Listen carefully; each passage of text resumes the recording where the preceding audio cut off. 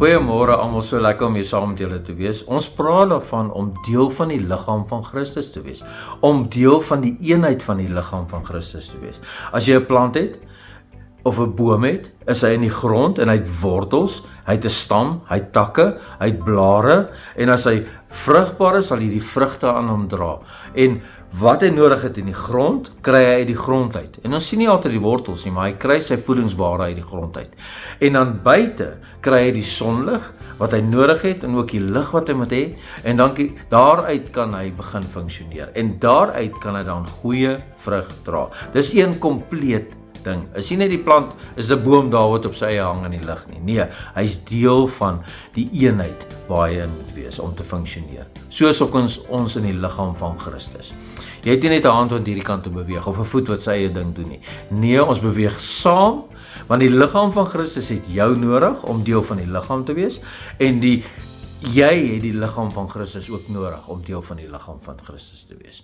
Jy het nodig om in te skakel, 'n koeltjie wat uitgehaal word uit die vuur uit, gaan dood. Ons het so baie dit al gehoor. Maar dis die leuen van die vyand wat sê, nee, dis nou winter, bly in die huis en is lekker warm in die huis en ons wil nie almal uitgaan nie, ons wil nie nog gaan fellowship nie, ons wil nie sel toe gaan nie, ons wil nie kerk toe gaan nie. Maar dis die leuen van die vyand om jou weg te kry van daai fellowship wat ons moet kry as die eenheid van die liggaam. En die eenheid van die liggaam kan jou laat funksioneer. Ons kan dinge begin doen saam. Ons beteken vir die Here so baie as 'n liggaam wat in eenheid is. Ek lees vir ons graag 'n versie uit Spreuke uit 18 vers 1 en dit sê: Hy wat hom afskei, soek sy eie begeertes. So as jy jouself afskei, dan gaan dit net oor jou en nie oor ander mense nie. Nie oor die liggaam van Christus nie. Nie oor wat Jesus wil doen nie, dit gaan net oor jouself.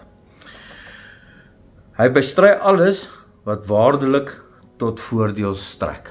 So alles wat hy dan kry stry oor, want dit gaan net oor homself.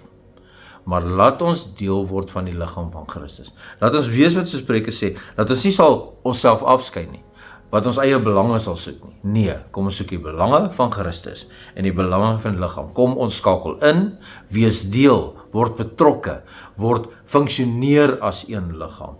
En ons het nodig om dit deel te wees, sodat die wêreld kan sien ons is in eenheid en sodat ons kan funksioneer vir wat Jesus deur ons as liggaam wil doen. Kom ons dink daaraan vandag. Kom ons bid saam. Here, help ons om deel van die liggaam te wees. Help ons om nie net op ons eie te staan, ons eie ding te wil doen nie, ons eie belange na om te wil sien nie, en dat ons self onttrek nie. Help ons, Here, dat ons deel van die liggaam sal wees, en deel van die liggaam sal bly. Help ons om te funksioneer in die liggaam, waar ons hulle nodig het, en hulle het ons nodig. En dat ons sal weet, ons is deel van die liggaam van Christus. En daardeur kan ons die vyand laat struikel, ons kan die vyand aanval, deurdat ons kragtelik saamwerk as eenheid. Help ons om deel van u liggaam te wees. En ek vra dit in Jesus Christus naam. Amen. Amen en mag jy 'n wonderlike dag hê.